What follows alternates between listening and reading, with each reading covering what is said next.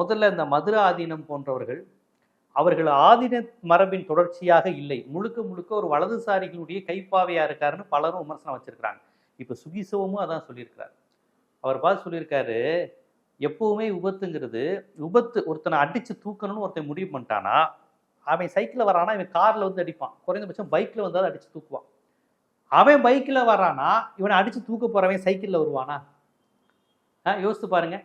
இவர் போன காரு பெரிய காரு, வந்த காரு சின்ன காரா இருக்கு. அது எப்படிங்க ஒரு சின்ன காரு பெரிய காரை அடிச்சு தூக்கும் அப்படிங்கிற பேசிக் சயின்ஸோட கேட்கிறார். ஒருத்தன் என்னை கொல்ல வரானா என்னை விட அவன் ஆயுதம் மிக்கவனாகவும் வலிமை மிக்கவனாகவும் என்னை விட பெரிய வாகனத்தில் வர்றதானே அடிக்க முடியும். நடந்து போறவனை சைக்கிள்லையோ பைக்லயோ வரவன் அடிச்சு தூக்க முடியும்.